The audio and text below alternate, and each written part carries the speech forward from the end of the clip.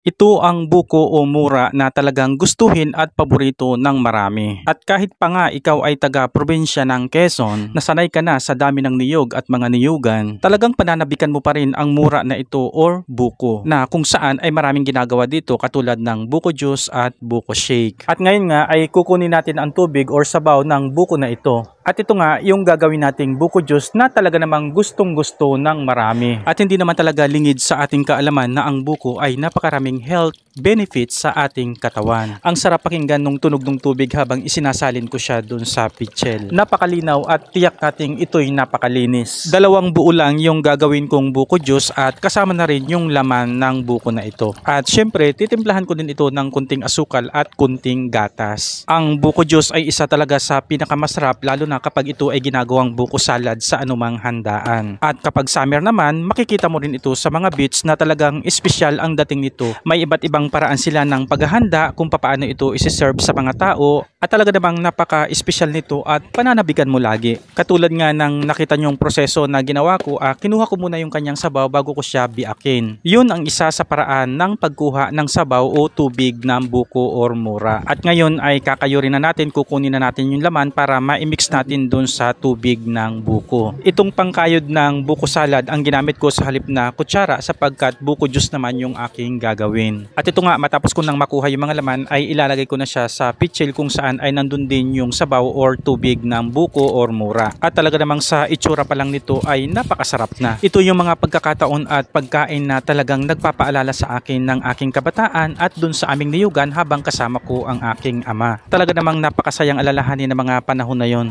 At ito nga, patuloy ko na siyang kinakayod para maisama ko na doon sa sabaw or tubig ng buko. At ayan, patuloy ko pa rin siyang kinakayod at sinasaid at sayang din naman kung hindi mapapasama yung ibang laman. At ayan, pagsasamahin ko na nga yung buko juice at yung mga laman na aking kinayod. At talaga namang sa itsura pa lang ay nakakatakam, talagang napakasarap nito. At para mag-mix sila ng maayos at talagang makuha yung katas ay kailangang haluin din natin ito. At pagkatapos ko ngang mapagsama yung laman at sabaw ng mura or buko, nilagyan ko na rin siya ng kunting asukal lang dahil yung sabaw ng buko at saka yung laman ay meron na talaga siyang kunting tamis. At para mas maging masarap talaga siya, lalagyan natin siya ng gatas na malabnaw. At talaga namang pagmasdan nyo, nakikita nyo naman na nagsama-sama na yung sabaw ng mura, yung gatas, yung laman at siguradong yung katas nito ay nagmix na sila sa bawat isa. At ito nga, hahaluin natin siya para tiyak na talagang magsama-sama at yung katas ay makuha natin. At ito na nga,